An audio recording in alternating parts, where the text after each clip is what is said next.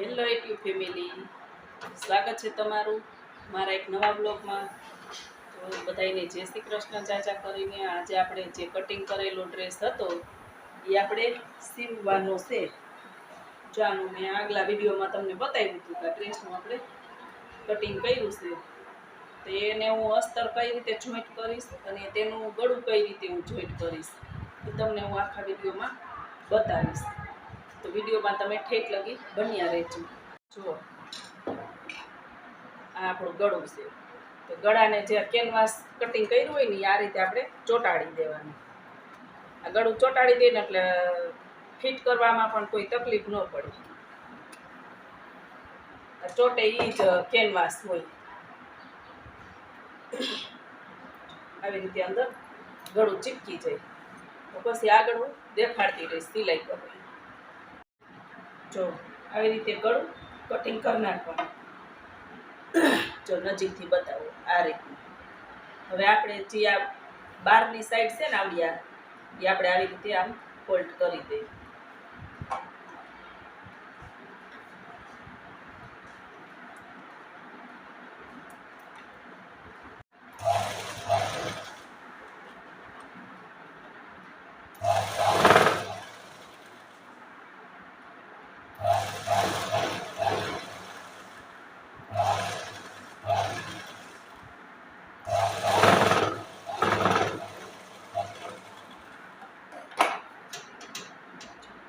આ રીતે પટ્ટી ભારે નાખી છે. કેનવાસની પટ્ટી આ રીતની તૈયાર થાય. જો આપણે આવી રીતે અસ્તર લગાડી દીધું છે. આવી રીતે આપણે ફરતિયામાં સિલાઈ મારી દઈએ. આપણે આવી રીતે ગળું ફિટ કરી અને ટાચણી લગાવી દીધી છે. એટલે ગળું આપણું પર જરાય પણ આખા પાસું ન થાય. હવે સિલાઈ કરતી સિલાઈ મારી દીધી છે. હવે વચ્ચેનું ગળું રહ્યું ને આપણું છે એને આપણે આવી રીતે સાઈડમાં જે આ સિલાઈ રાખીને એટલી રાખી અને આપણે આવી રીતે આમ કટિંગ કરી નાખીએ. કટિંગ થઈ ગયું છે. જો અહીંયા એક કટ લગાવી દેવાની અને આમાં જે ગોળાઈ આવે ને એમાં 2-3 કટ લગાવી દઈએ. કટ લગાવી દીધી ને જો આપણું ગળું આવી રીતે આસાનીથી આમ અંદર ભરી જાય. જો કટ લગાવેલી હોય ને તો જ ભરે. જો અંદરની સાઈડ ભરી ગયું આપણું એકદમ સરસ શેપ આવી ગયો. હવે આપણે અંદર સિલાઈ નાખી. જો સિલાઈ મારીને ગળું આપણું તૈયાર છે. આ આગળનો ભાગ આવી રીતે અંદર લાગી જાય પલટી. હવે પાછળના ભાગમાં આપણે અસ્તર મૂકી દઈએ. અસ્તર આપણે ડાયરેક્ટ પલટાવી નાખવાનું. પાછળ કાંઈ ગળાનો આપણે પેટર્ન વાળું નથી. આમાં જો પાછળની સાઈડ અસ્તર રાખી અને આવી રીતે ગોળાઈમાં ગળાની સિલાઈ મારી દેવાની. અને આવી ગોળાઈમાં આપણે 2-3-4 કાપા મારી દેવું. જે ગોળાઈ આવે ને કાપા મારી દેવાના. પછી ગળાને પલટાવી નાખવાનું એટલે અસ્તર આપણે અંદરની સાઈડ વયું છે. જો કાપા માર્યા એટલે આવી રીતે અંદર વયું ગયું અસ્તર. આ રીતનું. હવે અંદરની સાઈડ આપણે ઉપર એક ધાર સિલાઈ અને એક સાઈડમાં જો આવી રીતની સિલાઈ લાગી ગઈ છે. હવે અહીંયા પાછળ છે ને આવી રીતે નીચે પાથરી અને આમાં બધે આપણે ટાચણીઓ મારી દઈએ ફરતી. એટલે એકદમ સરસ અસ્તર આપણે ફિટ કરવામાં ક્યાંય ખોલા ન આવે. પાછળનો ભાગ તૈયાર થઈ ગયો. હવે આપણે શોલ્ડર જોઈન્ટ કરી દઈએ. શોલ્ડર જોડાઈ ગયા છે. હવે બાહુ જોડવાની છે. તો બાહુમાં આ પાછળનો ભાગ છે અને આ ઓછો કટ કરેલો ને આગળનો ભાગ છે. તો આપણે ઓછો કટ કરેલો છે ચેક કરી જોઈએ. તો એ આપણે આગળના ભાગમાં આવે છે.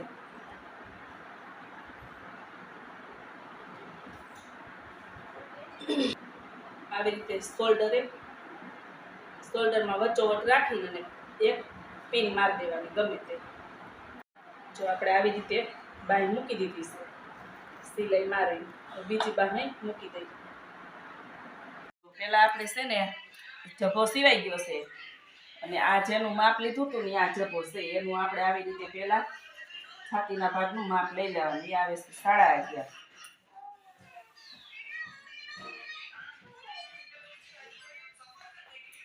જો આપણે જે આ સિલાઈ હોય ને સિલાઈથી લેવાનું માપ 11 આવે છે. વચ્ચેથી લેવાનું આ 11.5 આવે છે. અને કટ થી લેવાનું તો 12 આવે. હવે આપણે આમાં લઈ લઈ માપ.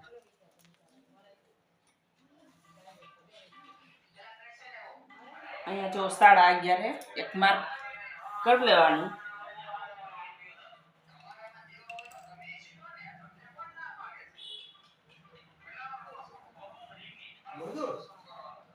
અહીંયા પણ મારે એક જ હરખું આવે છે, હું ખુલતો રાખું છું એટલે અહીંયા પણ 8.5.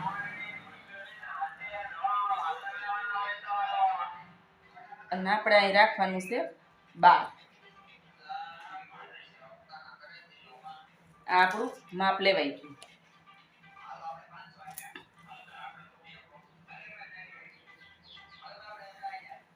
જોઈન્ટ કરી દઉં.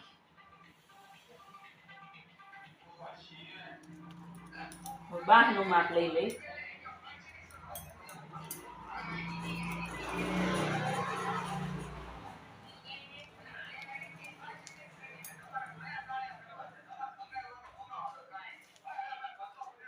બાહ આપણી 8ની આવે છે, એટલે આમાં મારે થોડી ખુલતી રાખવી છે. 8ની બાહ છે ને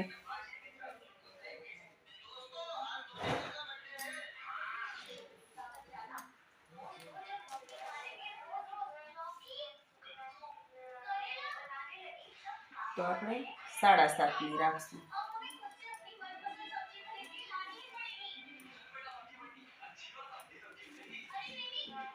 અને મોરી પણ 7ની રાખશું. મારે જો કે ખુલતી જ જોતી હોય, નકર જે આપણે માપ હોય ને એનું માપ રાખવાનું.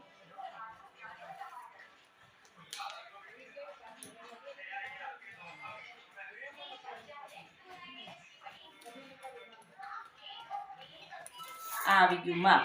હવે આપણે ફિટિંગ સિલાઈ ભરી લઈ. જો આપણે હવે આ ફિટિંગ સિલાઈ ભરી લઈ.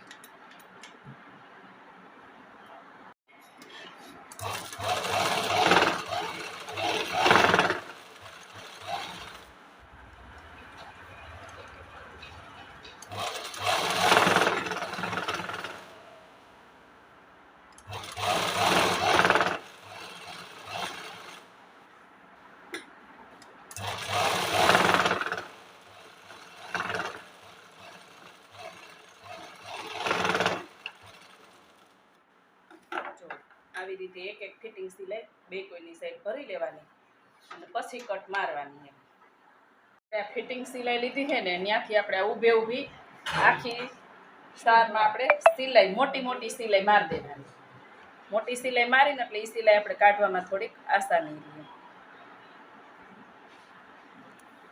અને બે કોઈની કટ એવી રીતની સરસ રહે ને કે તમારે એક જ હરખા થાય, નાના મોટા ભાગ ન થાય.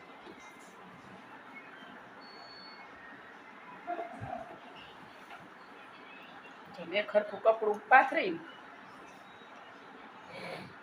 ને એકદમ સરસની મોટી સિલાઈ રાખવાની.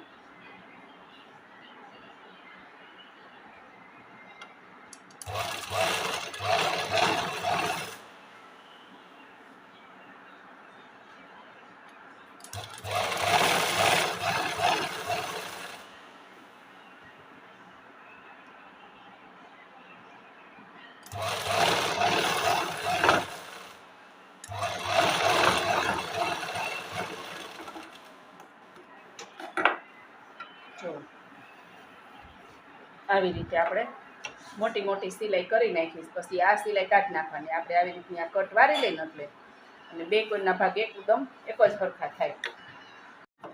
જો આપણે બે કોઈની સાઈડ આવી રીતે સિલાઈ મારી દીધી છે ને હવે કટ આપણે કઈ રીતે જભાની સાર વારવી. આ છેડેથી ન લેવાની હોય એટલે બે કોઈની સાઈડ એક જ સરખું સરસ બૈરા આવે. આમ આવી રીતે આપણે વાયરે જવાનું. હવે સિલાઈ પાસે જેટલી હોય એવી નોર્મલ કરી નાખવાની.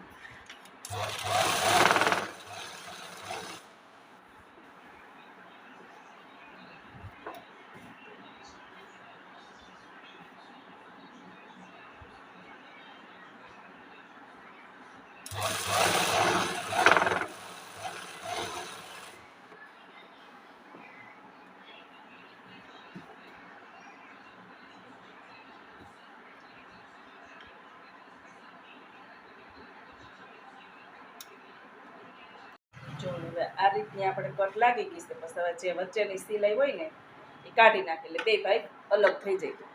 જો અહીંથી આવી રીતની એકદમ સરસની કટ લાગ્યા. આપણે બે ભાગ અલગ કરી નાખ્યા છે અને બે ભાગની છે ને આ જબાના બે કોઈના ભાગ એક જ સરખા થાય, નાના મોટા ન થાય સરાય. અને સીધે સીધી એક જ વરે કોર. જો બને તો અત્યારે બનાવો વિડીયો, નકર થોડોક અધૂરો રહે એટલું કાલ બનાવીશ. તો કાલના ભાગમાં તમે જોઈ લેજો. અત્યારે તો થોડોક વધી જશે વિડીયો, થોડોક રહી ગયો છે. કાલના વિડીયોમાં હું તમને બતાવીશ આખો જબો કેમ સિવાઈ ગયો છે. અત્યારે તો જો આવી રીતે તૈયાર થયો છે. આટલો એક બાજુની સાઈડ થઈ ગઈ અને એક બાજુની સાઈડ બાકી છે.